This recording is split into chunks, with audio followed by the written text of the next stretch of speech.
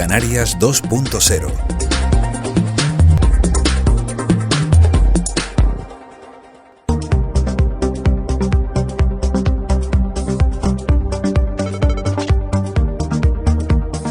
Científicos, científicas y cambio climático.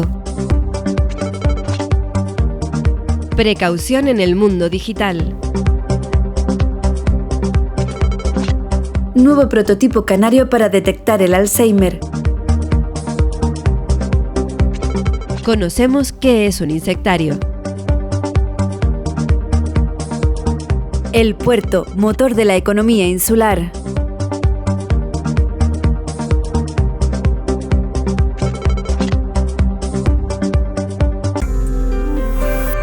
¿Estás pensando en cómo dar visibilidad a ese evento que tienes próximamente? Producciones Ibora cuenta con profesionales que te garantizan el resultado.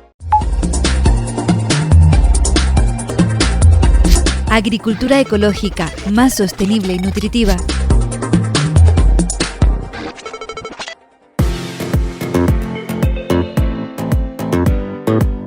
El cambio global está afectando al sector agrícola y la producción alimentaria. Si tomamos como referencia el año 1900, se calcula que alrededor del 75% de la diversidad de cultivos ha desaparecido de los campos de los agricultores. Los suelos de cultivo están cada vez más degradados y desalinizados por el uso excesivo de fertilizantes, pesticidas y plaguicidas. Entonces el cambio global hace que el aumento de la temperatura, los periodos más largos de sequía, las inundaciones sean más frecuentes. Por lo tanto, la fertilidad de los suelos está directamente afectada y en consecuencia, por supuesto, la producción agrícola. Los Objetivos de Desarrollo Sostenible para 2030 de las Naciones Unidas señalan la necesidad de llevar a cabo un cambio profundo en el sistema agroalimentario mundial para alcanzar la sostenibilidad de los campos de cultivo y acabar con el hambre. Se debe potenciar cada vez más el desarrollo de modelos agroecológicos donde todos los factores ayudan a conservar y a respetar nuestro entorno y mantener nuestras tradiciones. Además, estudios recientes señalan que los campos donde se gestionan con modelos agroecológicos son mucho más resistentes frente a catástrofes climáticas. Además, la agricultura agroecológica ayuda a reducir la huella de carbono al fomentar el aprovechamiento y reutilización de los residuos agrarios y ganaderos. Residuos del sector primario que, gestionados de forma adecuada, pueden aplicarse de nuevo como un aporte nutricional y microbiota a los suelos de cultivo. Un ejemplo de modelo agroecológico es esta finca donde nos encontramos aquí en Tenerife, en Valleguerra, que es la finca La Vizcaína. La finca La Vizcaína es un terreno de 50.000 metros cuadrados, situado en una de las zonas más fértiles de la isla y que está dedicada íntegramente al cultivo de productos ecológicos. Desde el año 2007 cultivan de manera natural, sin emplear productos químicos de síntesis u organismos genéticamente modificados. Este tipo de agricultura agroecológica también reduce la emisión de gases invernadero. Los gases de efecto invernadero dentro del sector agrícola son importantes, pero sin embargo en nuestras islas no es los que más producen este tipo de gases a la atmósfera, ¿no? Que son fundamentalmente el sector de transportes y de electricidad. Mercedes Hernández dirige el Servicio de Fertilidad de Suelos y Nutrición Vegetal del Instituto de Productos Naturales y Agrobiología. Al frente de este servicio del IPNA-CSIC, centra su investigación en el estudio de la fertilidad de los suelos de cultivo de Canarias. Sus estudios certifican las ventajas del modelo agroecológico. En nuestro grupo de investigación, en el año 2018, hicimos un estudio en el IPNA, en colaboración con la empresa Fanegada Medio Ambiente, en la cual estudiamos fincas de papaya y fincas de platanera que estaban tratadas con un modelo de agricultura ecológica y con un modelo de agricultura convencional. Y entonces comparamos y cuantificamos la huella de carbono.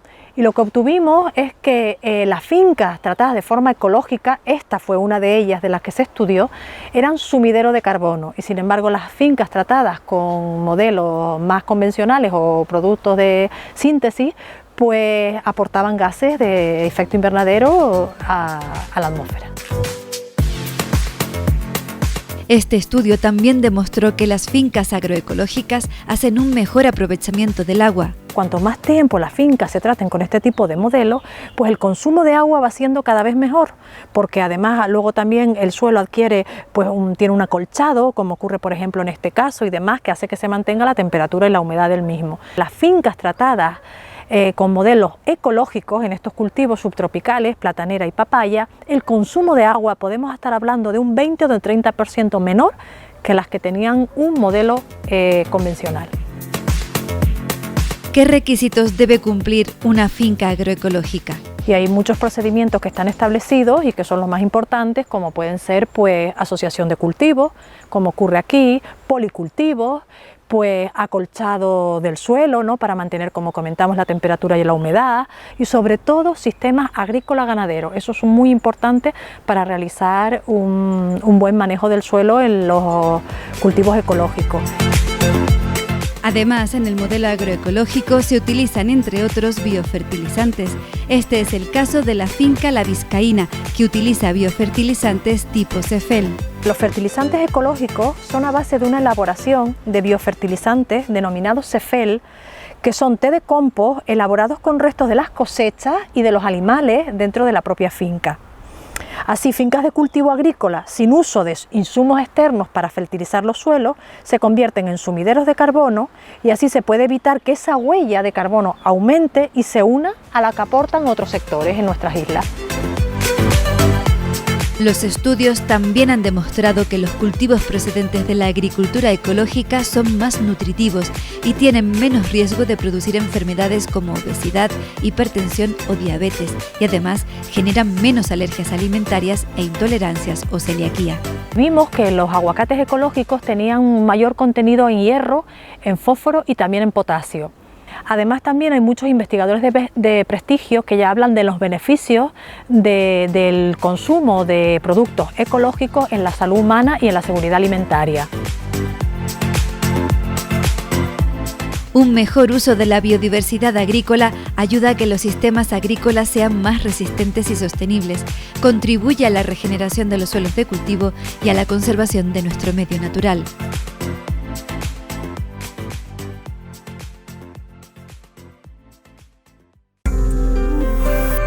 ¿Estás pensando en cómo dar visibilidad a ese evento que tienes próximamente? Producciones Ibora cuenta con profesionales que te garantizan el resultado.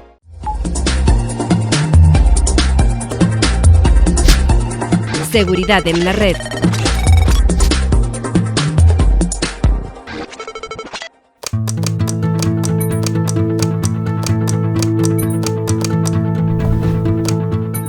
Ponte en esta situación. Imagina que recibes un email en el trabajo en el que un gerente de tu empresa te solicita hacer una transferencia bancaria. Te indica que esta tiene que hacerse de manera urgente por una gran cantidad de dinero. Es algo muy inusual, pero ante la duda, haces la transferencia. Poco después se descubre que ese mensaje era falso y no se sabe a quién se le ha enviado ese dinero. Pone los pelos de punta, ¿verdad? Pues esta técnica está a la orden del día y han llegado a estafar a las empresas millones de euros así. Se denomina fraude del CEO y es un ciberataque basado en la ingeniería social. Es decir, nos manipulan con información falsa para que hagamos algo. Casi siempre ocurre de esta manera. El ciberdelincuente contacta con un empleado por email o incluso por teléfono. En esa comunicación se hace pasar por una persona con responsabilidad en la empresa y solicita que se haga una transferencia por una cantidad económica alta a un número de cuenta bancaria que nos facilita. Puede utilizar cualquier excusa: una factura pendiente a un proveedor, un pago por una inspección o una adquisición. Los principales trucos que utilizan son crear sensación de mucha urgencia y pedir discreción. La transferencia debe ser absolutamente confidencial. Además, suelen añadir que no podemos ponernos en contacto con esa persona que nos está solicitando el pago porque está en una reunión o porque va a coger un avión. Vamos, el crimen perfecto. Los atacantes se suelen informar antes de cómo funciona la empresa antes de lanzar esas estafas y además pueden crear una dirección de correo que se parezca mucho a la oficial o incluso suplantarla.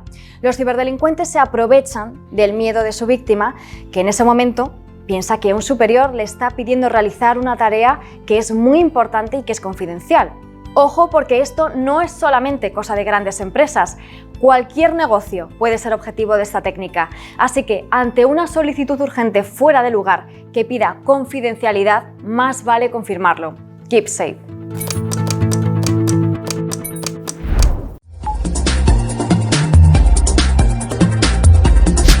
Detectar el Alzheimer a través de la voz.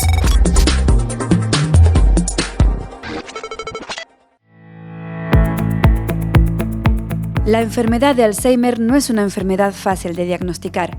Inicialmente, el diagnóstico se realiza descartando que los síntomas del paciente correspondan a otros orígenes, realizando múltiples pruebas y apoyados por sistemas de neuroimagen como el TAC o la resonancia magnética. Otros métodos de detección son más invasivos, pero por muchas pruebas que se hacen, lo que no cambia es la dificultad para detectar el Alzheimer en etapas tempranas. Por lo general, se tarda de 2 a 3 años para acudir al médico después de la aparición de los primeros síntomas.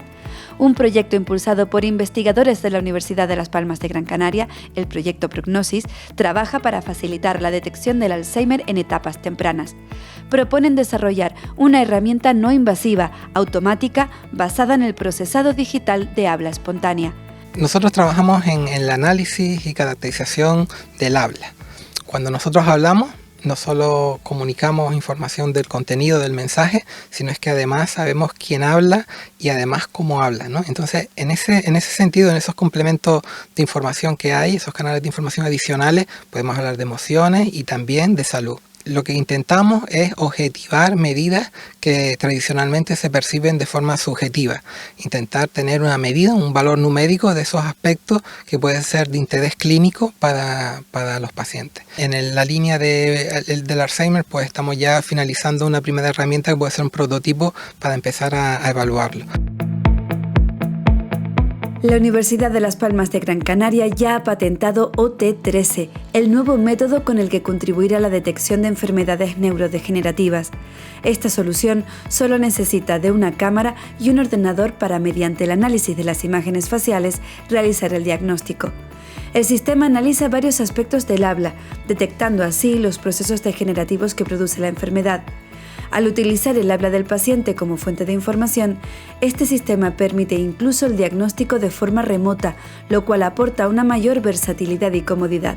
La Universidad de Las Palmas de Gran Canaria dio una patente para evaluar la presencia de patologías en la voz a partir de una única grabación. Simplemente con la grabación de una vocal A de forma sostenida, pues es posible tener 4 valores numéricos que cuantifican objetivamente características de la voz. Esto yo creo que es interesante porque abre la puerta a una nueva propuesta en el modelo asistencial. O sea, ahora mismo la pirámide poblacional se está invirtiendo, o sea, van a haber muchas personas mayores, ¿verdad? Y el servicio de atención sanitario, pues quizás pueden verse un momento desbordado. Esto es una contribución más que en la línea de buscar herramientas que busquen un cribado, un first screening para detectar pacientes con patología laríngea, con el tema del Alzheimer, que en un momento dado se puede estar realizando en los ambulatorios. Además de centrarse en el Alzheimer, este método de detección de patologías neurodegenerativas y enfermedades mentales quiere contribuir también al diagnóstico temprano de enfermedades como el Parkinson o el autismo. Esta línea de investigación ha sido financiada, ¿no? y es fruto de múltiples participaciones en proyectos financiados por convocatorias nacionales, en proyectos competitivos, becas en las distintas fundaciones de la universidad y sobre todo por la colaboración con grupos de investigación nacionales, internacionales, que un poco ha permitido no solo la visibilidad de los resultados, sino el intercambio de conocimiento. A lo largo de estos años pues han ido participando investigadores que iniciaron su actividad en el grupo de investigación trabajando en estos proyectos, pero que ahora desarrollan su actividad en otras universidades, en laboratorios de I+D de importantes empresas, y creo que la labor y los resultados destacables, además de lo ya mencionado, es el contribuir al desarrollo de profesionales de alto nivel. Yo creo que Canarias tiene los elementos necesarios para para desarrollar este tipo de tecnologías. Tienen las universidades públicas, los institutos de investigación, grandes hospitales, y después está la oportunidad de la digitalización, ¿no? Esto entra dentro de la transformación digital del ámbito sanitario, de todo lo que es la tecnología médica, ¿verdad? Y Canarias puede ser pionera en este tipo de actividades. Yo creo que es una muestra más de las cosas que se están haciendo bien aquí en Canarias, un poco en el marco, en el paraguas de las universidades públicas, y que yo creo que pueden abrir la puerta a nuevos trabajos, nuevos grupos, nuevas colaboraciones con empresas que, bueno, al fin y al cabo busquen nuevas soluciones, nuevos retos más sostenibles a nuestra sociedad, ¿no? Universidad de Las Palmas de Gran Canaria, proyectando talento.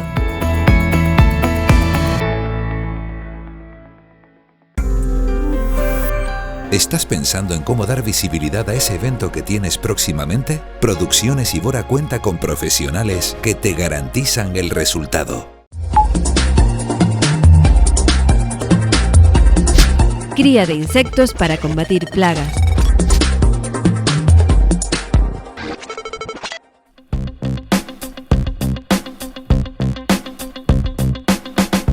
Hoy visitamos la Escuela de Capacitación Agraria de Tenerife, ubicada en Tacoronte, para conocer su insectario, un laboratorio donde se crían y se estudian insectos que son beneficiosos para combatir las plagas que atacan nuestras cosechas. Tradicionalmente siempre se han utilizado productos fitosanitarios para acabar con insectos, para acabar con las plagas, pero está más que demostrado que, uno, no se acaba con las plagas y dos, genera muchísimos problemas. Entonces, desde hace unos años, últimamente, afortunadamente con más fuerza, se está pujando más por el control biológico, por utilizar insectos que depredan insectos o insectos parásitos de otros insectos, que se ha demostrado como muy efectivo y mucho más ecológico, muchísimo más limpio. Nosotros desde la escuela lo que estamos tratando es, a nuestros alumnos les enseñamos por supuesto control químico también, porque tienen que saber de control químico, pero les enseñamos también control biológico, porque creemos que realmente no es una opción, va a ser el futuro. Ya la Unión Europea cada vez nos está prohibiendo más los productos fitosanitarios. Entonces preparamos a nuestros alumnos para el futuro y también para la ecología. La idea del insectario, ¿cuál es? Crear insectos para que los alumnos lo vean. No es tanto hacer cría para nosotros hacer suelta en la escuela, sino realmente la labor es docente. Queremos que los alumnos vean los insectos, los manipulen y sepan que hay otras opciones de lucha que no solo sea la química. Entonces en este insectario criamos 4 insectos beneficiosos, 4 insectos que están en Canarias, no traídos de fuera, que después puedan convertirse en un problema. Y realmente lo que intentamos es, 1, que aprendan, y 2, que vean que es sencillo. Por ejemplo, aquí podemos ver Nesidiocoris. Es un insecto pequeñito, verde, que se esconde mucho, por eso nos cuesta verlo, pero es un insecto muy depredador de mosca blanca. Es un insecto que se puede utilizar prácticamente como si fuera un producto fitosanitario. Si tú tienes la plaga, introduces Nesidiocoris y el Nesidiocoris va a hacerte un control muy efectivo de la mosca blanca. Hay invernaderos de tomate en el sur que utilizan mucho de este Nesidiocoris y no tienen problemas de mosca blanca. La lucha biológica mediante insectos de las plagas es una de las bases de la agricultura ecológica, que evita el uso de agentes químicos que puedan dejar restos en los cultivos y afectar en el futuro a nuestra salud. Mucha gente piensa, yo no aplico veneno, eso es agricultura ecológica. No aplicar productos fitosanitarios es una parte de la agricultura ecológica. La agricultura ecológica es más amplia que no solo utilizar venenos, no utilizar productos fitosanitarios, no utilizar abonos, utilizar insectos, utilizar plantas reservorios, hacer rotaciones de cultivo. Es decir, el insecto solamente es una parte. La agricultura ecológica sería como integrada. Tú haces un montón de actividades en las cuales todo está planificado para que tu cultivo sea lo más sano posible. Y los insectos es una parte de ella. En este laboratorio se crían y estudian insectos ya existentes en Canarias que pueden ayudar a erradicar plagas. La mayoría de los insectos que conocemos o que vemos aquí son polífagos, son aplicables en distintas plantas. No solo esto es para horticultura, también se puede utilizar en frutales, se puede utilizar en ornamentales. De hecho, los orius que los tenemos aquí no se usan tanto en lo que sería horticultura, son mucho más utilizados en floricultura, en flores, porque son depredadores de trips. Y el trips es una de las principales plagas de ornamentales, en rosas, en crisantemos. Es una plaga bastante mala. Los orius son grandes depredadores de trips, entonces se puede utilizar perfectamente en planta ornamental sin ningún tipo de problema. Bueno, ahora mismo tenemos unos cuantos aquí arriba que enseguida intentará esconderse, y si le doy la vuelta a la vaina, normalmente hay varios debajo, pero enseguida tienden a esconderse. Este insecto, que es chiquitito, no se ve a simple vista, tienes que fijarte, si no te estás observando el cultivo se te va a pasar desapercibido, es un gran depredador de trips. Y este realmente no depreda, sino es más un chupador. Pica a los trips y les absorbe los fluidos, los deja secos. Es como un vampiro. No todas las plagas, desgraciadamente, se pueden combatir con depredadores. Algunas plagas son introducidas. Al ser plagas introducidas, no plantas naturales de Canarias, no tienen un depredador natural en Canarias. Y introducir un depredador de fuera puede ser tan peligroso como introducir el depredador, porque creas un desequilibrio. Tenemos insectos como la polilla guatemalteca de la papa, que no tenemos ningún depredador. Es un insecto que ha venido de fuera, no estaba en Canarias y no tiene un depredador. Y los depredadores naturales que teníamos más o menos de la polilla de siempre, la polilla canaria, no son efectivos con la guatemalteca. Este insecto que estamos viendo aquí es el Cryptolaemus montrosieri, que es un depredador de cochinilla algodonosa. Eso es importante recalcarlo porque a veces uno piensa, cochinilla, me sirve para cualquier cochinilla. No, en este caso es la algodonosa, la de cuerpo blanco. Si es una dura, como puede ser la caparreta, que a veces está en frutales, esa no la depreda. Desde la Escuela de Capacitación Agraria nos advierten de que es necesario cambiar la mentalidad de que todos los insectos son malos para las cosechas. Algunos, como ya hemos podido comprobar, son incluso muy beneficiosos. Esto que estamos viendo aquí son huevos de crisopa. Son muy llamativos porque los pone como una especie de pelito, visto así parecen como arbolitos. Eso lo hace en la naturaleza porque lo que salen de ahí son unas larvas muy depredadoras, y si la naturaleza no los pusiera así, la primera larva que sale empezaría a comerse el huevo de las hermanas. Entonces la naturaleza los pone para evitar eso. Es muy curioso y muy llamativo y fácil de ver. Normalmente además lo suelen poner así, alineados, juntitos, con lo cual si tú sobre todo en cítricos, que es más donde se puede ver este tipo de insectos. Y esto que tenemos aquí son los adultos de las crisopas. Son unas mosquitas como verdes, grandes, llamativas, bonitas. Al microscopio las alas se ven como si fueran una especie de vidriera. Y es que es un insecto muy llamativo y es un depredador de pulgones muy bueno. A mí me encanta tener este insecto en el insectario porque la gente que sobre todo que trabaja con cítricos lo ha visto y muchas veces me reconocen que han hecho tratamientos y cosas para matarlos, por el concepto que existe de que cualquier insecto que hay sobre mi cultivo es malo. Y no se analiza que hay insectos que son beneficiosos. Entonces, este es un insecto que a mí me es muy útil cuando doy charlas para demostrarle a la gente que hay insectos beneficiosos que conocen, que no sabían que eran buenos y que los han maltratado, incluso matado, pensando que les estaban haciendo daño al cultivo cuando es todo lo contrario. ¿Cómo puedo favorecer el uso de insectos para controlar las plagas en mi finca o huerto ecológico? Desde un punto de vista práctico, yo, por ejemplo, no recomendaría, si tienes una finca pequeña, que fueras a montarte un insectario, ¿no? Los costes que tiene de hacer esto no te van a compensar. Pero si hay empresas que venden insectos, y eso es más lo que tú a lo mejor te tienes que dirigir. La cuestión es que si tú haces una suelta comprada, ¿no? Que compras la suelta y la vas haciendo poco a poco, lo ideal no es hacer sueltas, lo ideal es dar las condiciones para que el insecto se quede. Yo, por ejemplo, en mis invernaderos pongo siempre en mitad de mis invernaderos un seto vegetal. ¿Un seto vegetal para qué? Para favorecer a estos insectos. Es decir, no tengo ningún objetivo. El objetivo es que allí los insectos puedan vivir bien. Si evidentemente no tiene nada el insecto que le haga atractivo quedarse ahí, tendrás la plaga, pondrás el insecto, se lo comerá y se irá y desaparecerá. Entonces, ¿qué es lo ideal? Lo ideal es buscar insectos que yo pueda mantener en mi cultivo y darle esas condiciones para que se queden ahí. Y estos insectos se pueden utilizar también perfectamente tanto al aire libre como en invernadero. No está restringido solo a un área cerrada que puede ser un invernadero. Al aire libre también. Por eso digo de poner cosas que les favorezcan. Lo que tú tienes que hacer es crear diversidad. Y cuanta más diversidad crees y más emplees, pues mucho mejor va a ser para tus cultivos. Un concepto innovador, el uso de insectos para combatir plagas, que supone una auténtica revolución en el sector agrícola. Desde la Escuela de Capacitación Agraria, con el apoyo de este insectario como herramienta didáctica, se esfuerzan para formar a sus alumnos y que estén bien preparados para afrontar los cambios que vienen. Estos jóvenes agricultores son el futuro relevo generacional del campo canario.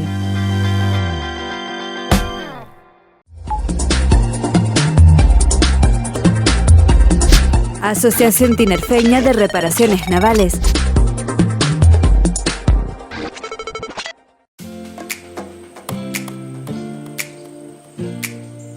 Uno de los motores de la economía del puerto de Santa Cruz de Tenerife es sin duda el sector de las reparaciones navales. Por este motivo se constituye una asociación sectorial de la reparación naval en Tenerife llamada Atirenco Navalte, integrada en FEMETE. Podemos decir que cubre todas las necesidades a grandes proyectos, dando servicios especializados en este sector. Está formada por casi 40 empresas que yo creo que cubren todo lo que es la cadena de valor del sector industrial o de la reparación naval, y hay empresas de todo tipo, unas ubicadas en el sector portuario y otras fuera del sector portuario. Atiren básicamente lo que hace es luchar por los intereses del sector de la reparación naval y mantenerse al día y mantener al día a todos los asociados de los cambios de normativa y bueno, de las distintas idiosincrasias de nuestro sector. Hay empresas de todo tipo, tenemos empresas de pintura, empresas de andamiaje, empresas de elevación de cargas, empresas de submarinismo, empresas de trabajos verticales y, como no, empresas de soldadura y de mecánica. Un barco es como una pequeña ciudad y cuando tiene necesidades de toda índole, desde fontaneros, electricistas, pintores, mecánicos, soldadores, y un poco por eso es por lo que Atiren agrupa a todas esas empresas para dar el servicio lo más extenso posible, lo más completo posible a las embarcaciones. Su presidente, Nicolás Quintana, quiere dejar muy claro que el puerto es una parte de la industria tinerfeña y que debemos darle la importancia que se merece. En Canarias la industria está muy limitada. Si hablamos de Tenerife, más limitada todavía. Hay muy poquitas industrias. Vivimos prácticamente del turismo. Y yo siempre he dicho que el puerto es una de las empresas o de las industrias más importantes que tenemos en la isla. Es una empresa que llega desde San Andrés hasta el Auditorio, donde albergamos prácticamente cualquier actividad económica, ¿no? Y bueno, yo creo que la razón de ser de Santa Cruz como ciudad es por su puerto. De hecho, antes la ciudad era La Laguna y deja de ser ciudad de Tenerife por la importancia y por la actividad económica que genera el puerto. El puerto de Tenerife estuvo durante muchísimos años siendo el primer puerto de España en facturación y en movimiento de carga. Entonces, bueno, yo creo que es una señal o un indicador de la importancia que tiene para un pueblo un puerto. Lo que todo el mundo intenta es que haya mayor actividad portuaria, ¿no? Al final nosotros vivimos del tránsito de barcos, de que los barcos paren aquí a reparar. Es verdad que tenemos una limitación importante y es que en Tenerife no se cuenta con capacidad de varada en seco. Eso nos limita mucho el tipo de reparaciones que podemos hacer, pero bueno, aún teniendo esa limitación sí que sigue habiendo un mercado importante de reparación a flote, que es el que estamos intentando fomentar día a día y que cada vez prospere en mayor medida. Atiren con Navalte pone a disposición de sus asociados un variado y completo conjunto de servicios, desarrollando actividades formativas para la mejora del rendimiento y productividad de las empresas y sus trabajadores. Cada vez hay mayores exigencias en normativas, en cualificaciones, y eso nos está obligando a estar constantemente poniéndonos al día, renovándonos, renovando la formación de nuestro personal. Cada vez hay mayores exigencias y bueno, eso nos mantiene constantemente en marcha, ¿no?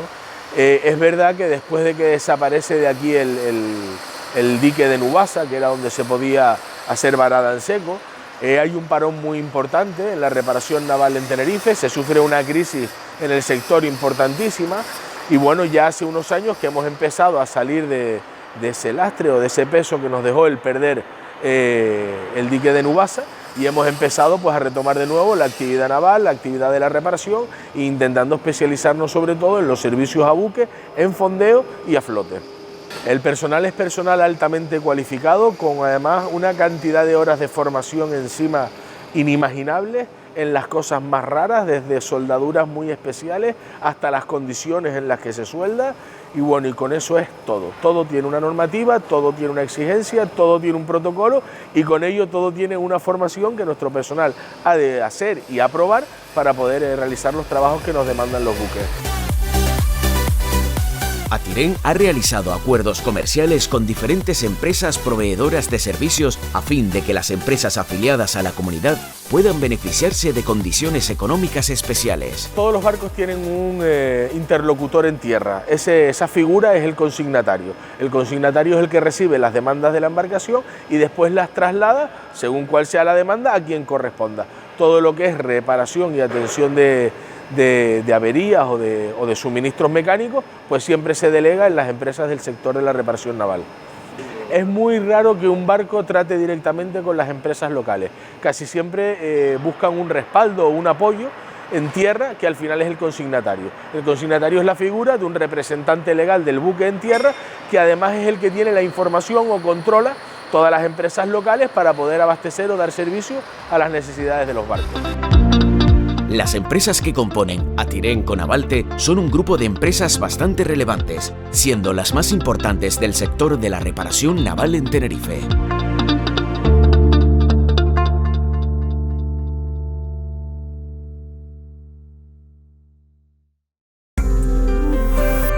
¿Estás pensando en cómo dar visibilidad a ese evento que tienes próximamente? Producciones Ibora cuenta con profesionales que te garantizan el resultado. Canarias 2.0. Toda esta información y mucho más a través de nuestra página web y nuestras redes sociales.